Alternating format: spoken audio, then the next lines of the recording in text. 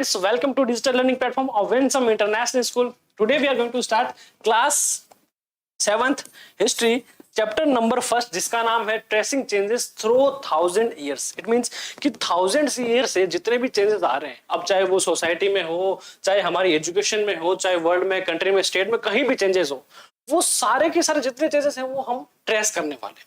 आज के चैप्टर में पार्ट नंबर फर्स्ट होने वाला है. हिस्ट्री हम पढ़ रहे हैं. अब हिस्ट्री मींस क्या होता है कि आज से पहले यानी यस्टरडे में हमें बात करनी है, वो सारा हिस्ट्री है. अब अगर वही मैं आपको बोलूं कि आपको बताओ कि आपने कल खाने में क्या खाया था, इजीली बता पाओगे? ठीक है.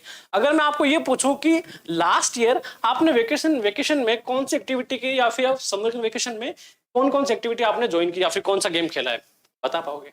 चलिए बिल्कुल. अगर मैं पूछूं कि बिफोर 1000 ईयर्स एगो क्या हुआ था, क्या आप उन चीजों को इजीली बता पाओगे? नहीं, इजीली वो हमारे बताने जैसे पॉसिबल नहीं है. हमें उनके लिए या तो बुक्स उठानी पड़ेगी, या फिर जो हमसे बड़े बुजुर्ग हैं, या फिर जो उस एरिया की जो भी बुक्स हैं हमें वो देखनी पड़ेगी.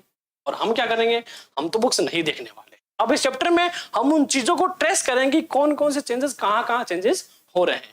Okay, so let's see. अब सेकंड में आपको दिखाता हूं मैं वर्ल्ड मैप, है ना. अगर मैं इसमें पूछूं आपको कि इंडिया बताओ, मुझे बता पाओगे कि सर इंडिया ये रहा, बहुत प्यारा सा दिख रहा है ना. और मैं बोलूं कि ऑस्ट्रेलिया बताओ, बता पाओगे इजीली? बिल्कुल सर, ये रहा, है ना. अब ये जो मैप है हमारे लिए रिकॉग्नाइजेबल है ना. हम इजीली इसको रिकॉग्नाइज कर सकते हैं.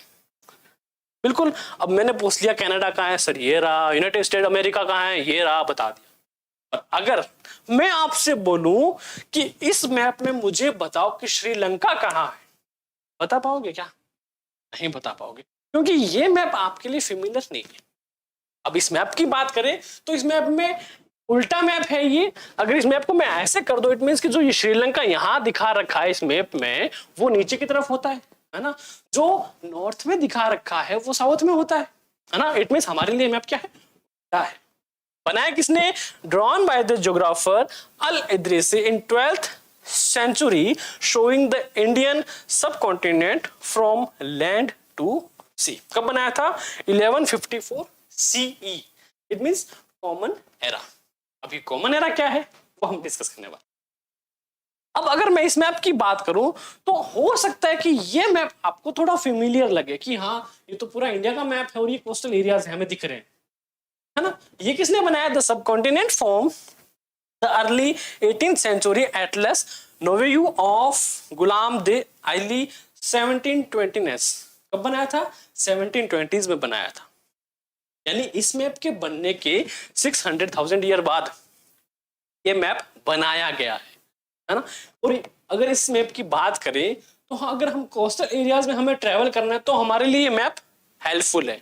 बट अगर हमें इन मिडन एरिया में अगर करना है ट्रेवल तो हमारे लिए उतना हेल्पफुल ये मैप नहीं होगा जितना प्रेजेंट वाला है. समझ रहे हो? अब ऐसा क्यों था? क्योंकि सर वो जो ट्रेवल करते थे वो बाय वाटर करते थे और उन्हें वही एरियाज थे, वही कोस्टल एरिया अच्छे से याद थे जो उन्होंने ड्रॉ कर दिए, है ना. अब अगर मुझे बोलना हो कि नया पर्सन है, कोई मुझसे सोसाइटी में मिलने आया है अमेरिका से, अब वो मुझे बोल रहा है कि सर आप कौन से स्कूल में पढ़ाने जाते हो, तो मैं क्या करूंगा? उसको एड्रेस बताऊंगा, है ना. या तो मेरे साथ ले जाऊंगा उसको, या फिर मैं उसको मैप बना दूंगा कि देख आपको सर यहाँ से यहाँ जाना है ना. मैप बना दूंगा तो वो इजीली वहां पहुंच जाएगा. तो उस वक्त के लिए ये मैप बहुत ज्यादा हेल्पफुल है. पर आज के वर्ल्ड में हम देखें, अभी प्रेजेंट टाइम में देखें तो ये मैप इन एरियाज में इतने हेल्पफुल नहीं है जिनके दूसरे मैप है ना. तो हमने क्या देखा है? हमने देखा कि सर ये जो मैप है वर्ल्ड मैप प्रेजेंट, इसमें पूरे जो आइडियाज हैं, पूरे जो मैप है वो हमारे लिए क्या है? फेमिलियर है. अंडरस्टैंड? और वही हम बात करें कि ये मैप है, ये क्या कर रहे हैं? चेंज हो रहे हैं ना, ये पुराना. तो अगर एक दिमाग में सवाल उठता कि सर इससे भी पुराना कोई मैप होगा क्या? बिल्कुल होगा. बेबीलोनिया टाइम का map, the Babylonian map of the world created in 6th century. और जो हमने अभी मैप देखा वो कौन सी सेंचुरी का था? वो था 12th century का. कितनी? 12th century का. हम इससे भी पीछे गए, 6th century का बेबीलोनियन का मैप. ये किसका मैप है? हमारे लिए तो ये सब सर के ऊपर से है ना, क्योंकि ये मैप हमारे लिए हेल्पफुल नहीं. बट एज ए हिस्टोरियंस ये हमारे लिए बहुत ज्यादा हेल्पफुल है कि हाँ जो चेंजेस आ रहे हैं थाउजेंड ईयर के अंदर इतने इनक्रेडिबल है कि एक सिर्फ पत्थर पे मैप को स्क्राइब किया गया है, उसके बाद मैप को कैसा बनाया गया, उसके बाद मैप को बनाया गया बिल्कुल ऐसे, है ना, जो थोड़ा अंडरस्टैंडिंग है, फिर चेंजेस आते आते एकदम जो प्रेजेंट टाइम का हमारा मैप है वहां तक। और ये जो पूरा का पूरा जो एडवेंचर है बहुत ही इंटरेस्टिंग होने वाला है। अब हमने यहां बात करी कि सर एक तो आपने बताया कि CE it means common era की बात करी है हमने, है ना, और कॉमन एरा की बात करी तो अगर सर ये कॉमन एरा होता क्या है, उसके साथ साथ एक होता है बीसी होता है, बीसीई होता है, सीई होता है और एडी होता है। ये हम बेसिकली डेट्स के अंदर यूज होता है ना। बीसी का मतलब क्या होता है, before Christ, BC before common era, CE common era और एडी एनो डोमिनी। अगर इसको हम कंप्लीटली समझे तो हमारे लिए एक ये टाइमलाइन है। क्या है, टाइमलाइन है। अब देखो जब ये सब डिसाइड हो रहा था ना तो ये कहाँ हुआ, ग्रीक वर्ल्ड में। जब हम देखते हैं मोसोपोटामिया जो हमारी जो पहले कहते हैं ना पुराना कल्चर था, उससे भी पुराना जो ग्रीक जो थे, उन्होंने क्या करा, उन्होंने टाइम को जस्टिफाई करने के लिए, किस लिए, जो हमारे समझ में आ सके उसको जस्टिफाई करने के लिए एक टाइमलाइन को चूज किया गया। किसको चूज किया गया, एक प्यारी सी टाइमलाइन को चूज किया गया। और उन्होंने बोला कि एक ऐसा टाइम था जब जो जीसस क्राइस्ट है, क्रिश्चियन में कौन है, जीसस क्राइस्ट है ना, जो ईश्वर, उन्होंने क्या जन्म लिया। तो उस टाइम को हम मानते हैं बिल्कुल जीरो मानते हैं ना, जो उस टाइमलाइन में उसमें बिल्कुल मिड पॉइंट जो है, जो जीरो पॉइंट है, वो तब है जब जीसस क्राइस्ट यानी यीशु मसीह ने जन्म लिया था, है ना, उनके कैलेंडर के अनुसार। और उससे पहले का जो टाइम है वो हम उसको कैसे डिफाइन करेंगे कि बिफोर क्राइस्ट, यानी बीसी का मतलब कि बिफोर क्राइस्ट, यानी अगर मैं बोलूं कि 500 इयर्स बीसी, इट मींस कि यीशु के जन्म से 500 साल पहले, है ना, बिफोर क्राइस्ट। अगर मैं बोलूं कि 1000 इयर्स एडी, इट मींस क्या है, एनो डोमिनी, मतलब कि यीशु के जन्म के 1000 साल बाद में बात कर रहा हूं मैं, है ना। तो ऐसे हम क्या कर सकते हैं, हम टाइम को पूरा का पूरा जस्टिफाई कर सकते हैं, जिससे हमें समझ में आएगा कि मैं कौन से टाइमलाइन की बात कर रहा हूं। अंडरस्टैंड। तो हमने अभी देखा कि उसमें सीई लिखा हुआ कितना, 1154 सीई लिखा हुआ था, यानी कॉमन एरा। ठीक है, यानी वो कब की बात कर रहा है, आफ्टर, कब की, जीसस जो क्राइस्ट है उनका बर्थ था उनके बाद की, यानी 1154 1000 के बाद और 1500 से पहले, यानी यही कोई पॉइंट होगा जब 12th सेंचुरी में जो वो मैप बनाया था, किसके द्वारा, अल इद्रिसी के द्वारा, है ना। तो इसका मतलब क्या होता है, देखो हमने देखा कि बीसी क्या होता है, बिफोर क्राइस्ट, यानी यीशु मसीह के जन्म से पहले, और BCE means before common era. Common era कौन सा है, जो मिड पॉइंट है वो कॉमन एरा हो गया, बिफोर एंड आफ्टर। और एनो डोमिनी वो वही है कि जीसस क्राइस्ट के जन्म के बाद का समय, या फिर इसको हम कॉमन एरा से डिफाइन भी कर सकते हैं। तो इनमें से अगर आप नेक्स्ट टाइम किसी भी डेट के साथ ये सब चीजें देखो तो आपको क्लियरली आइडिया हो जाएगा कि ये कौन सी टाइमलाइन की बात कर रहा है। Understand, okay. So tracing changes through 1000 years, हमारा जो चैप्टर है वो तो बेसिक था। अब इस चैप्टर में हम पढ़ने क्या क्या वाले हैं, let's see. First of all new and old terminologies. अब कौन कौन सी टर्म यूज की गई थी, पहले कौन सी टर्म यूज थी, अब कौन सी यूज टर्म। अब बात करूं मैं, अगर मैं बोलता हूं इंडिया, अब इंडिया प्रेजेंट टाइम में सबको पता है कि जैसे मैंने इंडिया बोला, आपके ब्रेन में क्या ट्रिगर होगा, इंडिया से जुड़ी जुड़ी हर एक जो सिंबल है वो आपके ब्रेन में ट्रिगर होगा। अब मैं बोलूं हिंदुस्तान, आपके ब्रेन में क्या ट्रिगर होगा, पूरा का पूरा जो इंडिया है वो ट्रिगर होगा।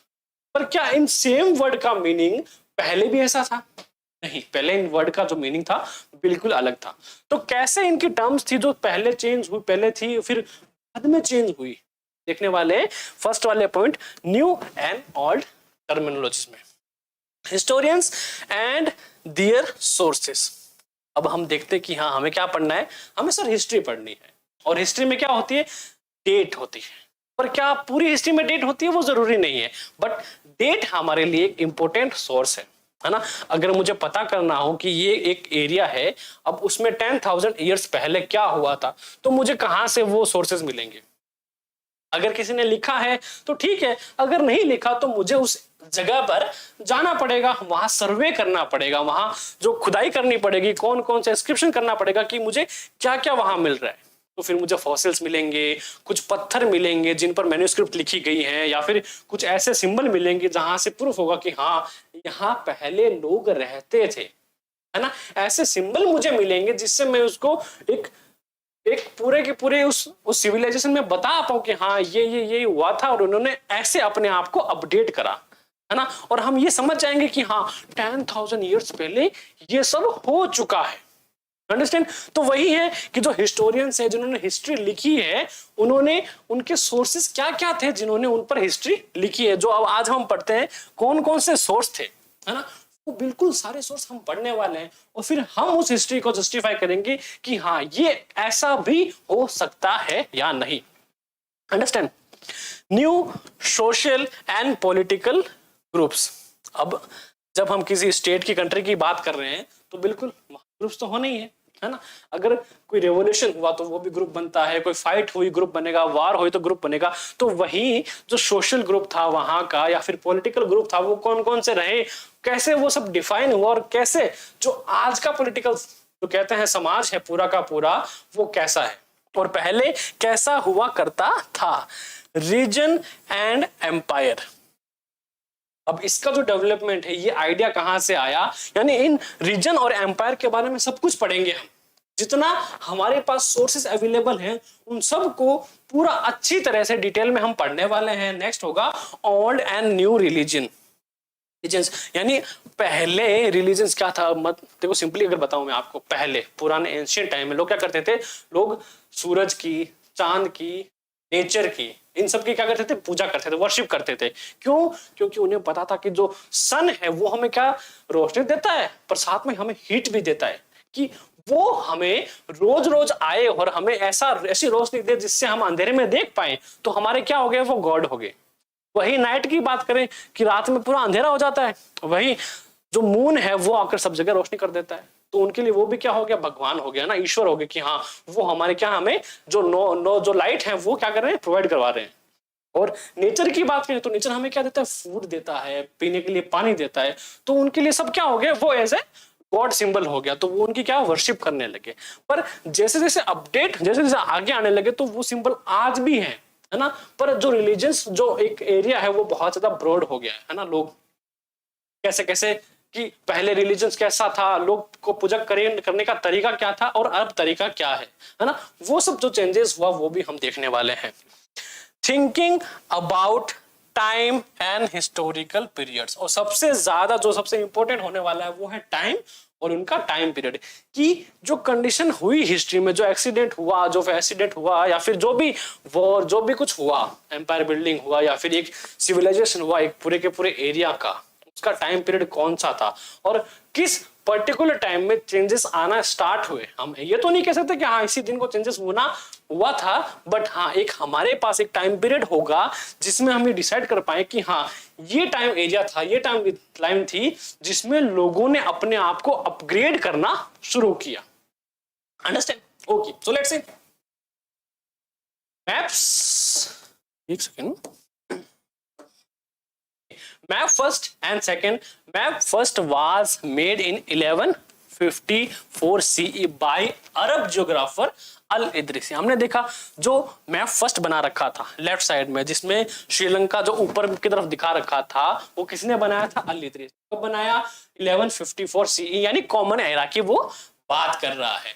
The section reproduce here is a detail of Indian subcontinent from his larger map of the world। किसका रीजन था? वो इंडियन सब कॉन्टिनेंट का रीजन था। Map two was made in 1720s by French cartographer. किसके द्वारा बनाया गया था? एक फ्रेंच कार्टोग्राफर था, उसके द्वारा बनाया गया। कब? 1720s में। The two maps are quite different even though they are of the same area, है ना। मैंने ये कहा आपको कि जो मैप था दोनों इंडिया के मैप हैं, बट अलग अलग से जो बनाया गया, उनसे जो हमें चीजें ऑब्जर्व हो रही वो दोनों अलग अलग है। अब एक्चुअल मैप में जो उन्होंने बना रखा था उसमें क्या है, जो एटलस ने बनाया, गुलाम ने बनाया, उसमें क्या था, श्रीलंका बिल्कुल नीचे की तरफ है ना, बिल्कुल नीचे की तरफ है। तो ये मैप जो है हमारे प्रेजेंट मैप की तरह सिमिलर लग रहा है। और वहीं हम अगर इसकी बात करें तो इसमें सब उल्टा है, यानी जो श्रीलंका नीचे की तरफ होना चाहिए था वो उल्टा है। और इसमें जो टर्म्स है वो इतनी सारी अरेबिक में लिखी हुई है। किसमें लिखी हुई है? अरेबिक में लिखी हुई है। और इसमें जो डिटेल है वो अरेबिक के साथ इंग्लिश में भी अवेलेबल है। तो ये दो मैप के तो चेंजेस थे आपके सामने है ना। सेम एरिया के होते हुए भी इन मैप में बहुत ज्यादा डिफरेंस था। Understand? in Aldrisi map, South India is where we would expected to find. North India and Sri Lanka is the island eight top, है ना। मोस्टली हम क्या देखते हैं कि जो श्रीलंका का आइलैंड था वो क्या होता है, डाउन में होता है, नीचे की तरफ होता है। बट उस अल इद्रिसी वाले मैप में कहाँ दिखा रखा है? टॉप में दिखा रहा है। तो सबसे पहले तो हमें यही समझ में नहीं आया था कि उन्होंने दिखा क्या रखा है, पर हमने जब पढ़ा कि हाँ ये श्रीलंका उन्होंने शो कर रखा है बट ऊपर की तरफ है। Place names are marked in Arabic. किसमें मार्क कर रखे हैं? अरबिक में मार्क कर रहे हैं। There are some well known names like Kannauj, है ना। कन्नौज कहाँ है? ये कन्नौज उत्तर प्रदेश में है और उसको पहले कन्नौज के नाम से जाना जाता था। अगर हिंदी की बात करें तो लिखने में थोड़ा अलग है, और स्पेलिंग की बात करें तो वो स्पेलिंग कन्नौज की क्यू से स्टार्ट होती है ना। बेसिकली हम किसके लिखते हैं? कैसे लिखते हैं, पर जो इसकी पहले वाली टर्म थी जो लिखी गई वो क्यू से लिखी गई, कन्नौज। अंडरस्टैंड? तो जो मैप डिफाइन किए गए थे लोगों ने अपने हिसाब से, जैसा वो देख रहे थे उन्होंने वैसा ही डिफाइन करा। Map 2 was made near by 600 years after map first. क्या बोला है कि जो पहला मैप था उसके 600 साल बाद दूसरा मैप बनाया गया, यानी जो लोगों का नॉलेज था इंक्रीज हुआ है ना। हम क्लियरली देख पाते हैं कि सर जो मैप फर्स्ट था उसके अंदर डिटेल्स कितनी है? बहुत कम डिटेल्स है ना, और एक काफी कम एरिया जो है कवर किया गया है उस मैप का, छोटा सा पार्ट देखें। और अगर हम वही 600 years के बाद देखें तो डिटेल्स बहुत ज्यादा डीप में है। और कोस्टल एरिया की बात करें तो पूरा भरा पड़ा है ना, एक छोटी से छोटी बारीक से बारीक डिटेल इसमें बताई गई है मैप में। तो अब ये सोचो, सिंपल सी सोचने की बात है कि इन 600 years में लोगों का जो नॉलेज था वो कहां से कहां पहुंच चुका था, है ना। अब एक सिंपल आइडिया हम लगा सकते हैं ना, का जो नॉलेज है बहुत ज्यादा वाइड हो गया था ना। अपने आप को कितना उन्होंने वेल सेटल करा कि उनका जो मैप था, सिंपली जो हमें मैप में दिख रहा है चेंजेस, वो कितने ब्रॉड थे। और सिर्फ कितने 600 years आफ्टर। ये टाइम भी कोई छोटा टाइम नहीं है, बहुत लंबा टाइम है इन चीजों को समझने के लिए। During this period information about the sub continent had changed considerably, है ना। और सब कॉन्टिनेंट के बारे में जितनी इंफॉर्मेशन थी कंटिन्यूअसली चेंज हो रहा है। अब चेंज कैसे हो रही थी?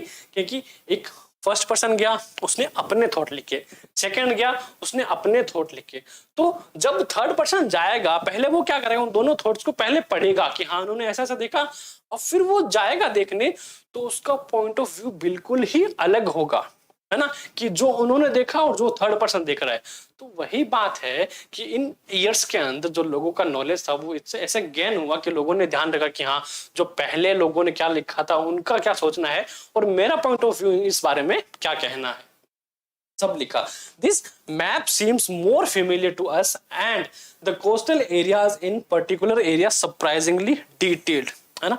जो सेकेंड मैप था जो फ्रेंच कार्टोग्राफर ने बनाया, राइट वाला, जो इंडिया का मैप हमें दिख रहा है क्लियरली, जिस जो हमें हमारे लिए रिकॉग्नाइजेबल है, समझ में आ रहा है, उसका कोस्टल एरिया बहुत ज्यादा डिटेल में है ना। यानी जिस पर्सन ने भी वो बनाया है उसका अब नॉलेज देखना कि इंडिया के कोस्टल एरियाज का उसका नॉलेज कितना ब्रॉड था। वो अच्छी तरह से हर प्लेसेस को जानता था, तो उन्होंने क्या बनाया? मैप बनाया।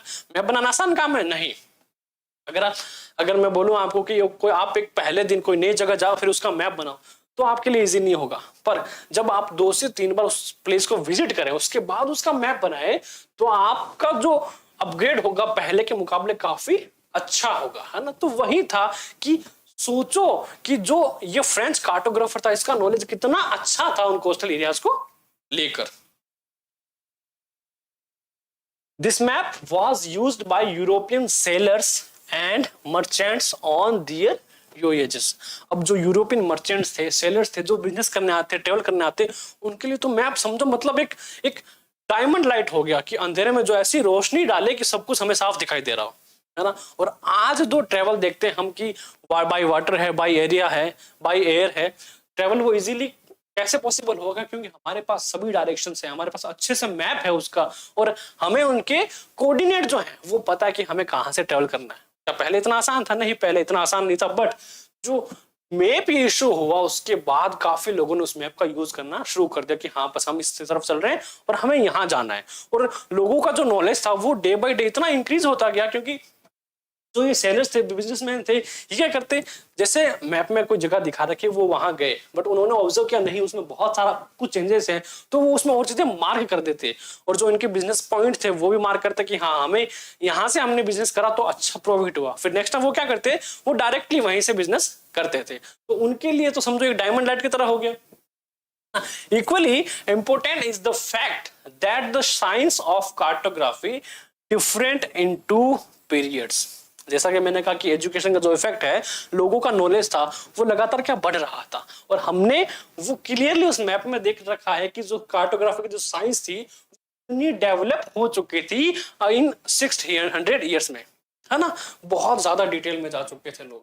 And when historians read documents, maps and texts from the past, they have to be sensitive to the different historical backgrounds, the context in which information about past was produced.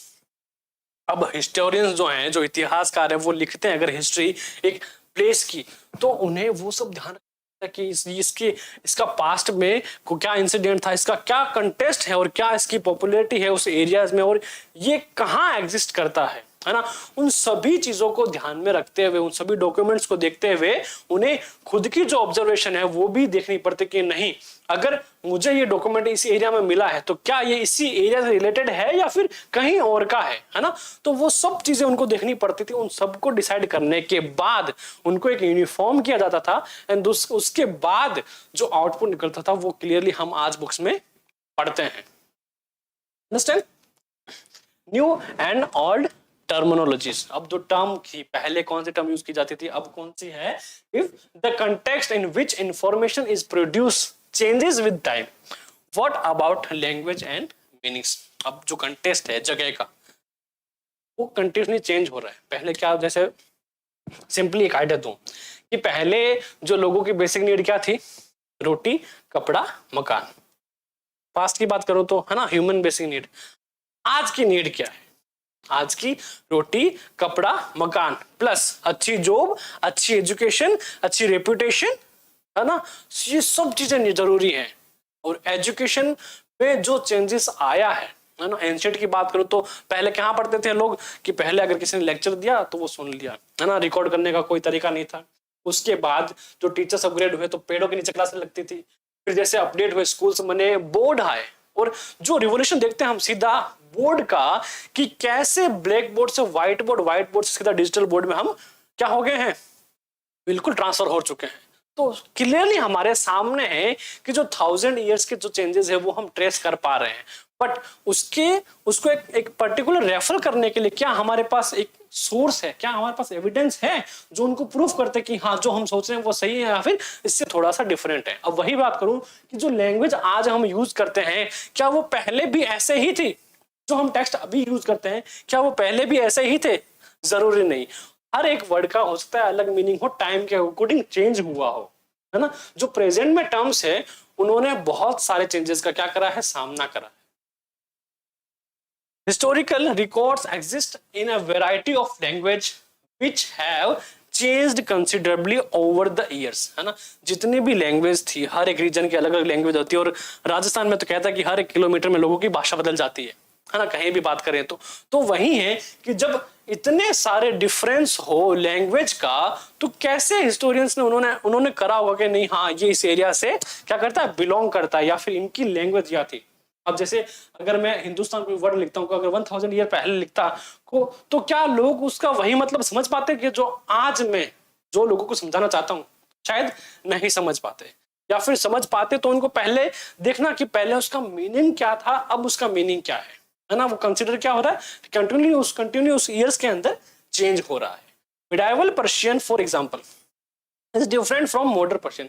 अब जैसे Persian की बात करो, language की, जो modern Persian है वो different है किससे, जो एशियन पर्शियन था उससे, लैंग्वेज से पूरा पूरा डिफरेंट है। The difference is not just with regards to grammar and vocabulary, the meaning of words also changed over time.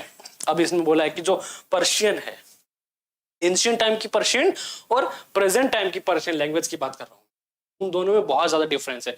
अब डिफरेंस हम कैसे सोच सकते हैं कि हाँ वोकेबरी में डिफरेंस होगा या फिर ग्रामर में होगा, नहीं ऐसा नहीं था, बट मीनिंग में भी डिफरेंस था बहुत ज्यादा। जैसे मैंने आपको अभी इंडिया का एग्जांपल दिया, बिल्कुल वैसे ही इन लैंग्वेज में बहुत ज्यादा डिफरेंस था। तो फिर जो हिस्टोरियंस थे वो कैसे अंदाजा लगाते होंगे कि हाँ यही है, क्योंकि उनको वो सोर्सेज ढूंढने पड़ते थे, क्या इस वर्ड का कोई मीनिंग था उस टाइम पीरियड में।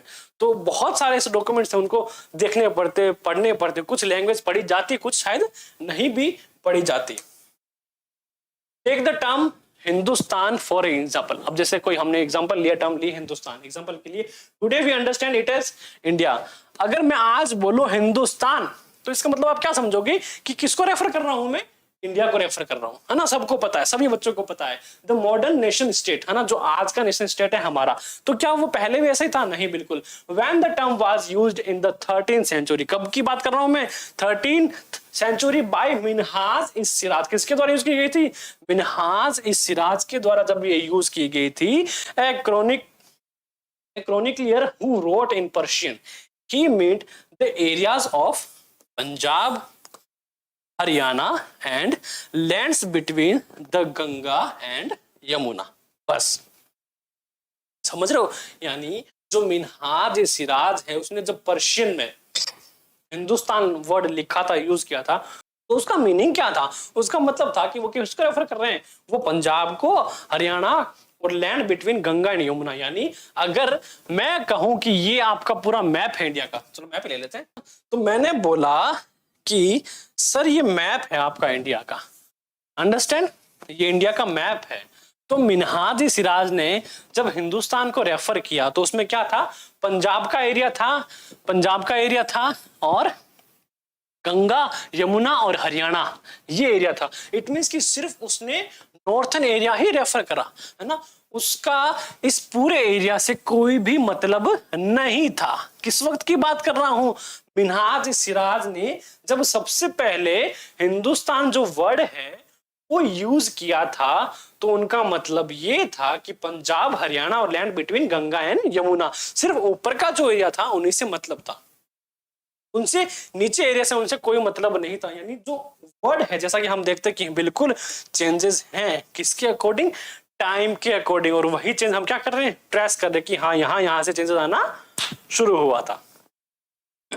He used the term in political sense for lands that were a part of dominance of the Delhi Sultanate, Delhi सुल्तान, है ना। अब प्रेजेंट टाइम में बात करता हूं कि मुझे कहीं पहुंचना है, तो मैंने क्या पूछा, अपने दोस्त को फोन किया कि तेरा घर कहाँ है, तो उसने एक लैंडमार्क बताया कि क्या, कि विंसम स्कूल के पास में ही मेरा घर है ना। तो विंसम स्कूल क्या हो गया मेरे लिए, लैंडमार्क हो गया। क्यों हो गया? क्योंकि उस जगह को सभी जानते हैं, है ना। अगर मैं किसी से भी पूछूं सर विंसम स्कूल कहाँ है मुझे बता दो, तो बता देगा सर इस तरफ है, तो इजीली मैं उसके घर पास पहुंच जाऊंगा। तो वो विंसम स्कूल क्या हो गया, एक तरह का उनके लिए लैंडमार्क हो गया कि वो उस प्लेस को सभी लोग जानते हैं, है ना। तो बिल्कुल उस टाइम में वैसा ही था कि जब उन्होंने इस वर्ड को यूज करा, इसके रेफर में यूज करा था, वो करा था कि डोमिनेंस ऑफ दिल्ली सुल्तान, की जो दिल्ली के सुल्तान के अंडर में जो एरिया आता है उन्हीं को उन्होंने हिंदुस्तान बोला था, है ना। कि दिल्ली सुल्तान, जो दिल्ली सल्तनत है उनको सभी जानते हैं, है ना, सब उनसे वाकिफ हैं, इसीलिए वो एक तरह का उनका लैंडमार्क बन गया। और वही उन्होंने एरिया डिफाइन कर दिया कि हाँ हिंदुस्तान मतलब कि जो एरिया दिल्ली सुल्तान के अंडर में आता है ना। आई होप कि आप मेरी बात समझ रहे हैं। Great. Next, the areas included in this term shifted with the extent of Sultanate by the term never include South India. मैंने अभी कहा कि जो सल्तनत जहां तक एक्सटेंड करती थी सिर्फ वहीं तक का हिंदुस्तान था, इसके अलावा जो साउथ इंडिया था वो इसमें इंक्लूड ही नहीं था। मतलब उसको मिनहाज सिराज को इनसे मतलब ही नहीं था, उनसे मतलब यही था कि जो दिल्ली सुल्तान जिस गद्दी पे बैठा है वही मेरे लिए हिंदुस्तान है। By contrast in the early 16th century, कब की बात कर रहे हैं, early 16th century, Babur used Hindustan to describe the geography, the fauna and the culture of inhabitants of the subcontinent, है ना। जैसे ही टाइम की बात कर रहे हैं, कब हुआ था मीनाद इसरात, उससे पहले, उसके बाद कब आया, बाबर आया। बाबर ने क्या यूज करा, हिंदुस्तान टर्म का यूज करा। किसके लिए यूज करा, अब ये जो है क्या कर रहा है, ये वहां की ज्योग्राफी को रेफर कर रहा है। ज्योग्राफी था, वहां का फ्योना था, वहां का कल्चर था, inhabitants of the sub continent, उस कॉन्टिनेंट का जो कल्चर था, पॉलिटिकल एरिया था, उसका फ्योना था, उसको रेफर कर रहा है। कौन, बाबर। कौन से वर्ड से, वर्ड वही है हिंदुस्तान, टर्म वही है, पर उसका जो मीनिंग है वो कंटिन्यू चेंज होते जा रहा है।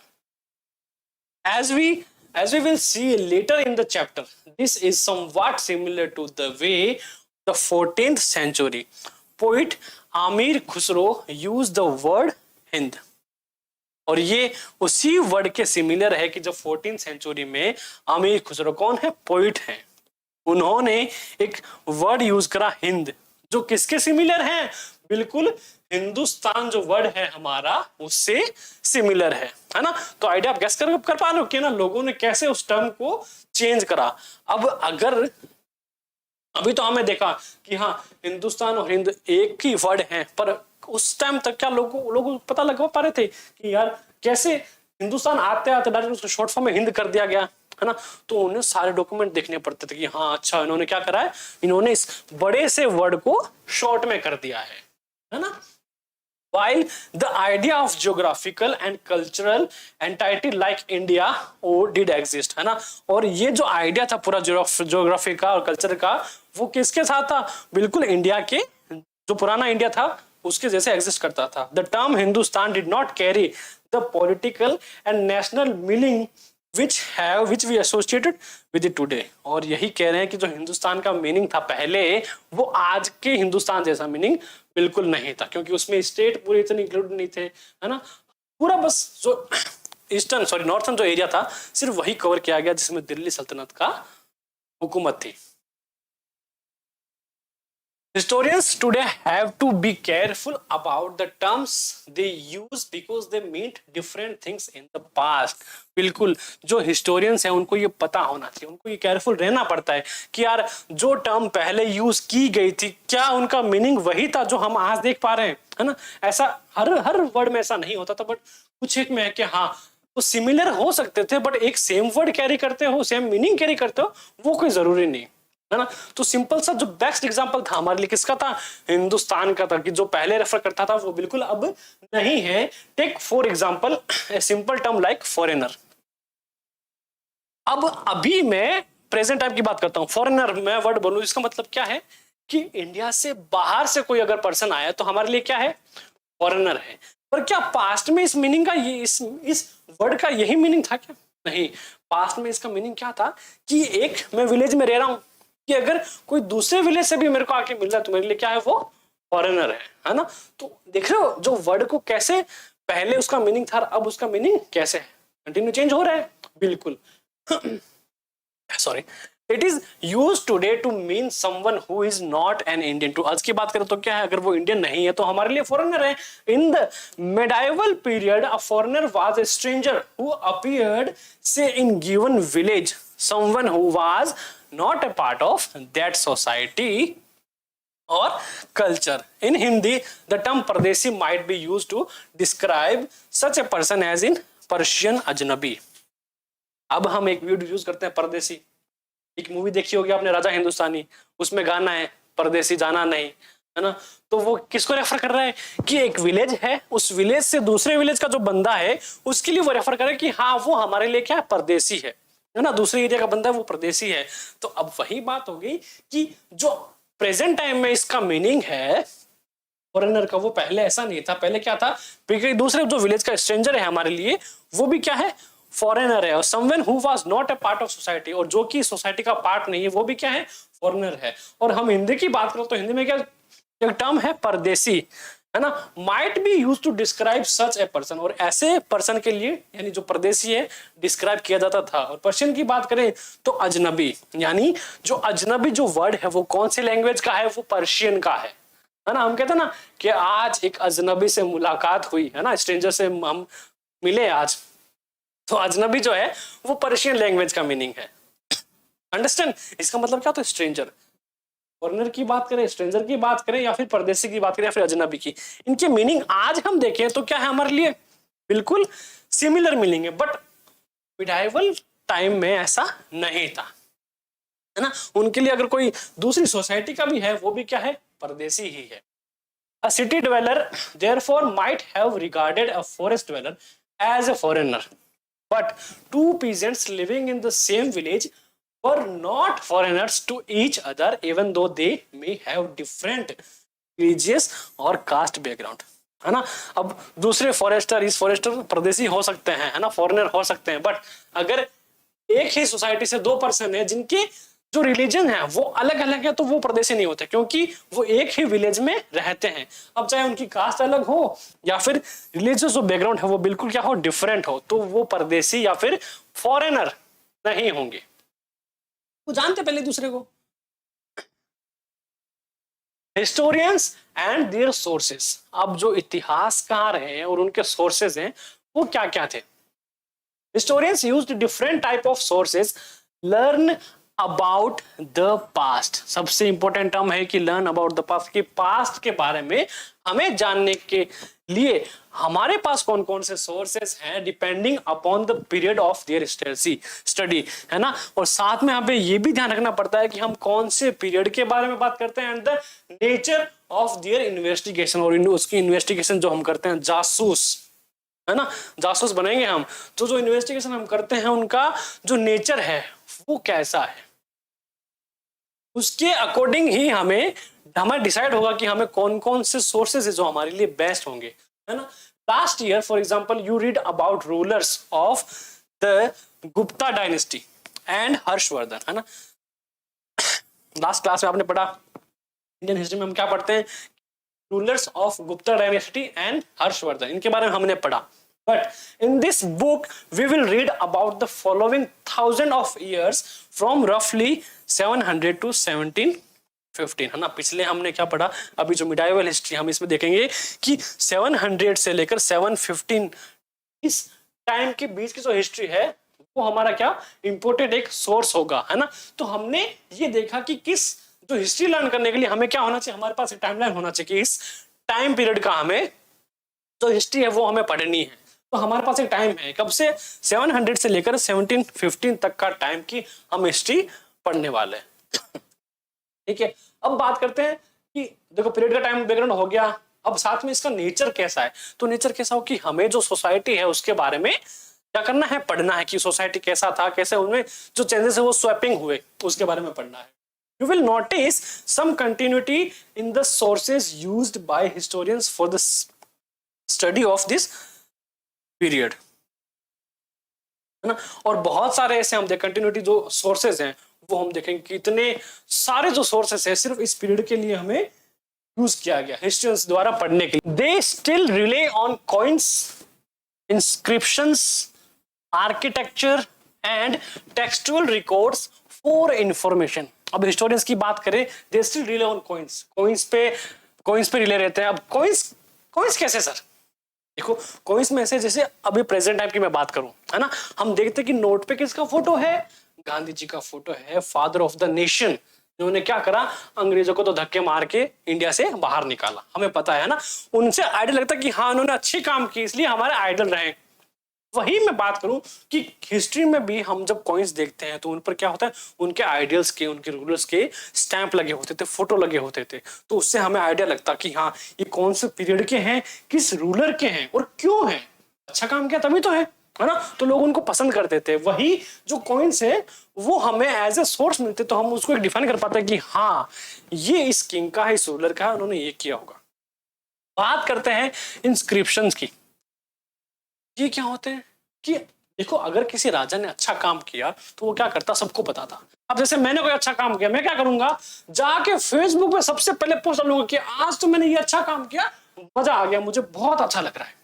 तो वही पहले के रूलर क्या करते थे, उन्होंने अच्छा काम किया तो बोला लाओ एक बड़ा पत्थर मंगवाया जाता, बहुत बड़ा, उस पर क्या करते, आर्किटेक्चर है, लगो, इस पे खुदाई करो, जो मैं बोल रहा हूं कि हाँ ये महान राजा, इन्होंने ये जो है क्या करा, डोनेट करा, इन फार्मर्स को डोनेट करा ये लैंड, उन्होंने ये डोनेट करा, करेंसी डोनेट करी, है ना। तो क्या करते, अपनी तारीफों के जो इंस्क्रिप्शन थे वो लिखवाते। और कभी कभी ये होता कि हाँ ये जो मॉन्यूमेंट्स है वो किसने बनाया, उसके बारे में होता कि हाँ ये बिल्डिंग था, इस टाइम में इन्होंने ये बनाया था, अंडरस्टैंड। तो वो इंस्क्रिप्शन ये भी बहुत ज्यादा हेल्पफुल होते हैं ये जानने के लिए कि हाँ उस किंग ने, उस रूलर ने ऐसा क्या काम किया जो उनके लिए ये जो इंस्क्रिप्शन है वो खुदवाएंगे। Next, architecture. अब आर्किटेक्चर क्यों इंपॉर्टेंट है सर, इसमें ऐसा क्या है, अभी बात करूं।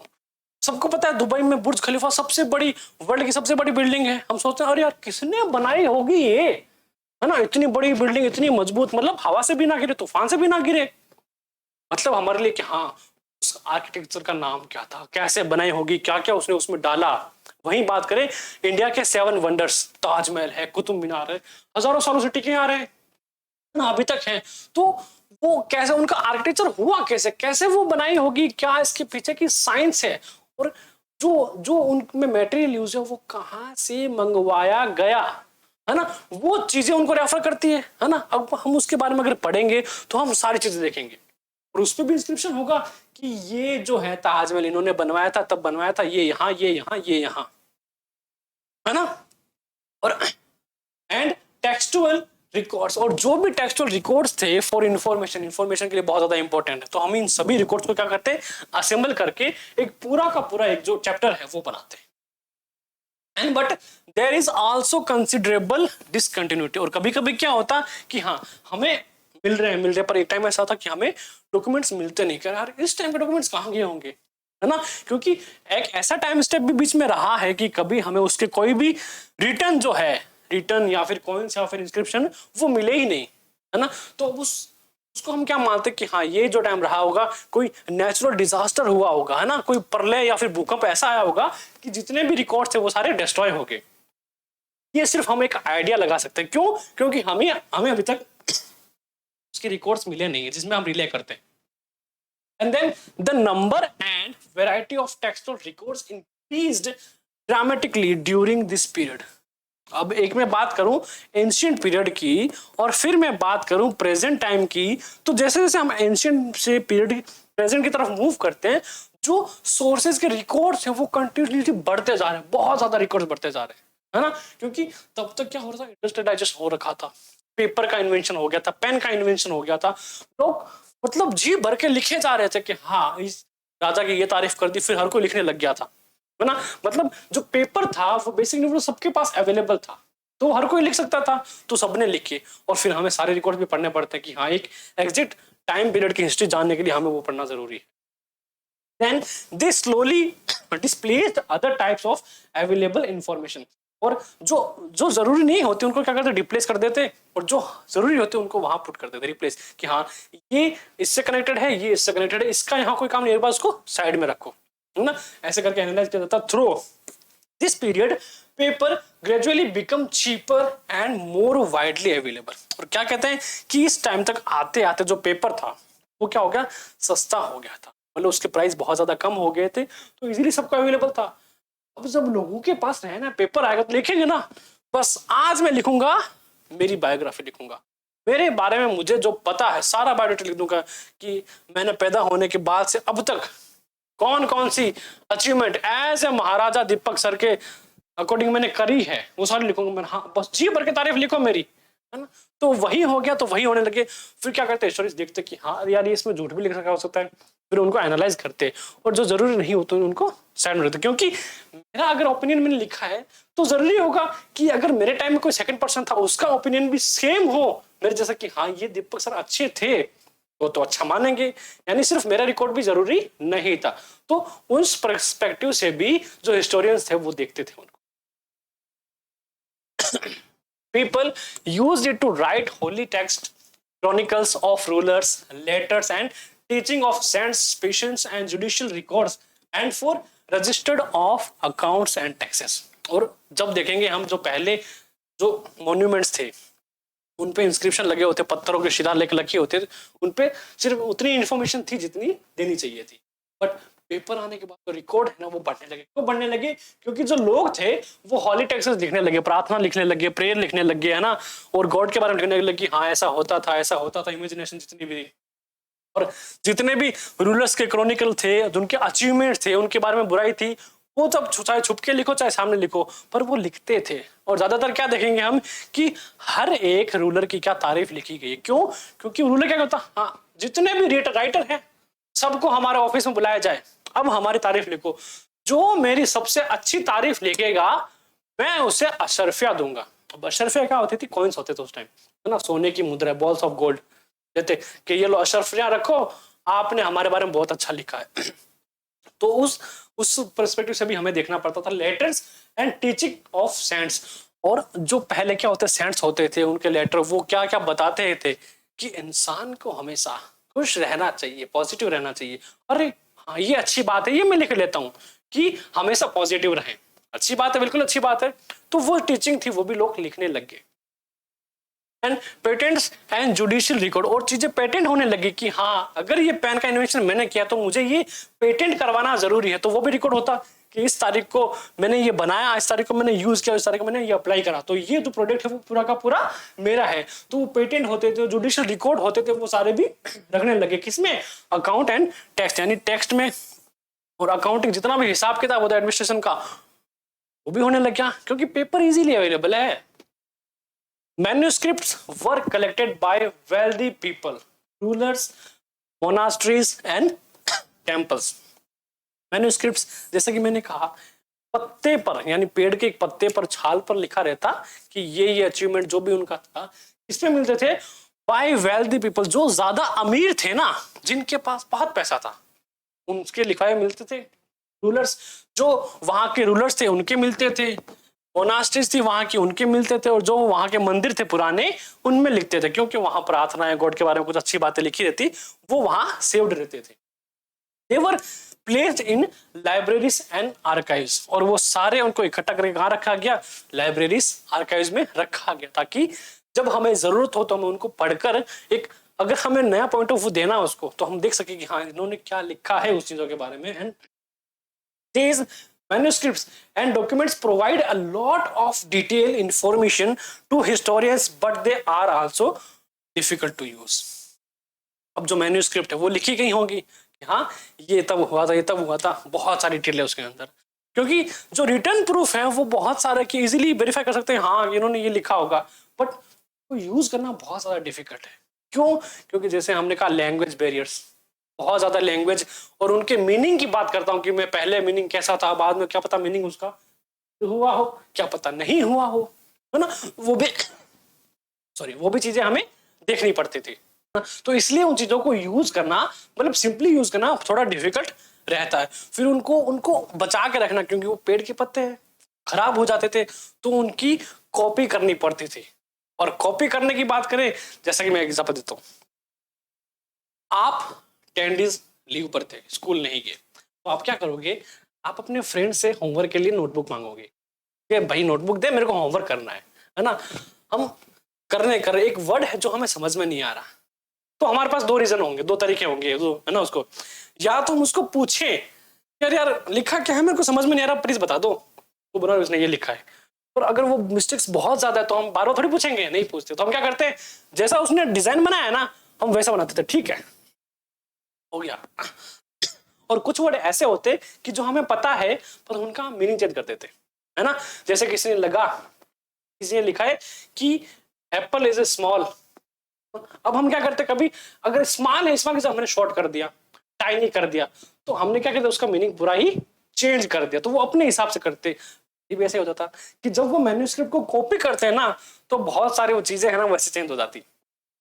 Like there was no printing press in those days, so scribers copied manuscript by hand, है ना, कि जो मैन्यूस्क्रिप्ट थी उनको बचा के रखना जरूरी है, तो क्या करते कि पुरानी खराब होने से पहले नई बनवा लो, पत्ते हैं, है ना, डेस्ट्रॉय हो जाएंगे, खत्म हो जाएंगे, सड़ जाएंगे पूरे, तो क्या करते, बुलाते, हाँ भाई राइटर जी आइए लिखिए इसको आप। वो इसका क्या करते, हैंड रिटन करते, मशीनें थी नहीं पहले, तो हैंड रिटन करते, अभी तो क्या है जेरॉक्स मशीन, डालो प्रिंट निकालो यूज कर लो।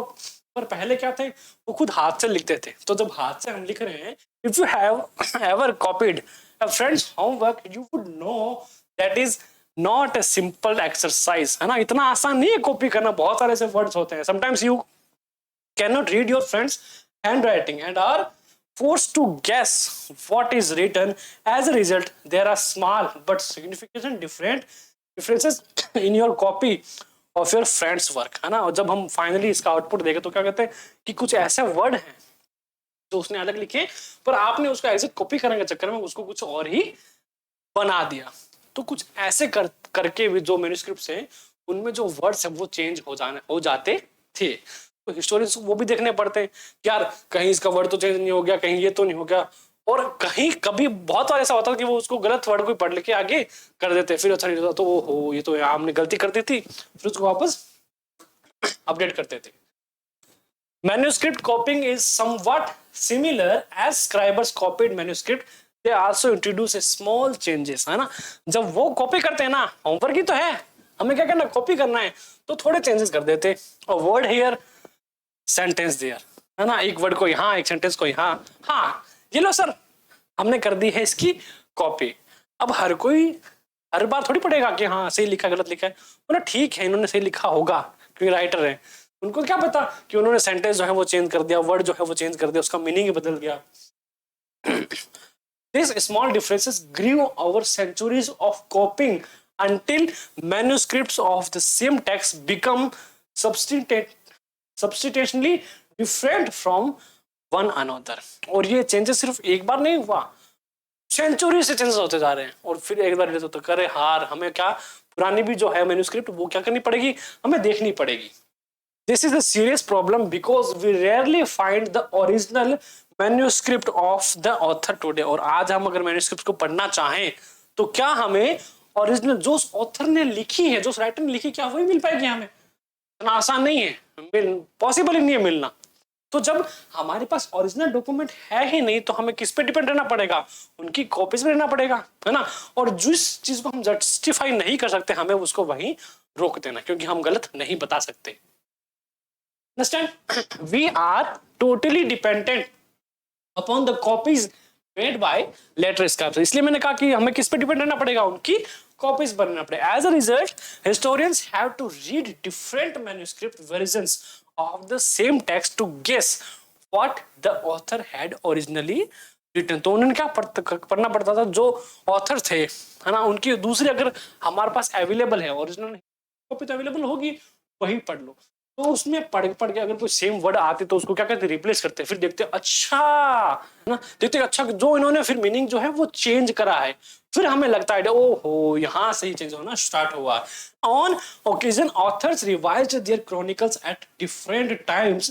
The 14th century chronicle Ziauddin Barni wrote his chronicle first in 1356 and another version 2 years later। अब एक नाम को याद रखना है, जियाउद्दीन बर्नी। कौन? जियाउद्दीन बर्नी। ये ट्रैवलर भी रहे हैं, इंडिया आए थे, उन्होंने क्रॉनिकल लिखा, जो अपने लिखे हुए है। कब लिखा था? 1356 में लिखा था। And another version of 2 years later। और इसका दूसरा वर्जन कब लिखा गया? उसके ही 2 साल बाद में लिखा गया था। Next, the two different from each other, but historians did not know about the existence of the first version until 1960s। अब बात करें कि उनको क्या मिला था, जियाउद्दीन बर्नी की दूसरी कॉपी मिली, जो उसके 2 साल बाद लिखी गई थी। तब तक मीनिंग चेंज होंगे, वर्ड चेंज हो गया, ग्रामर के साथ साथ लैंग्वेज भी चेंज हो गया। तो हिस्टोरियंस को ये पता नहीं था कि यार ऐसा कुछ चेंजेस हैं। कब तक? 1960 तक पता नहीं था। और जब 1960 में उन्हें एविडेंस मिला तब उन्होंने बाद में चेंज करा। It remained lost in large library collection। और तब तक क्या रहा कि बहुत बड़ा जो लाइब्रेरी का कलेक्शन था उसमें क्या रिमेन लोस्ट की अर्ब खो चुका है। अब तो मिला नहीं है ना। तो आज का चैप्टर वो हम यहाँ करते हैं फिनिश। हमने क्या देखा? हमने देखा भाई न्यू और ओल्ड टर्मिनोलॉजी कैसे कैसे थी, कैसे वर्ड के मीनिंग चेंज हुए, हिस्टोरियंस एंड देयर सोर्सेज, कौन कौन से सोर्सेज थे, कैसे कैसे उन्होंने क्या करा, अपडेट करा, किस पे रिले करते थे, कोइंस पे रहते थे, इनकी इंस्क्रिप्शन पे, मैन्युस्क्रिप्ट पे, आर्किटेक्ट पे, उन सब पे रिले करते थे। कौन? हिस्टोरियंस। किसके लिए? हिस्ट्री के लिए। हमारी जो नेक्स्ट क्लास होगी वो होगी new social and political groups की, कौन कौन से ग्रुप्स थे जो इंट्रोड्यूस हुए। तब तक के लिए stay tune on Winsome international school. Thank you so much for watching.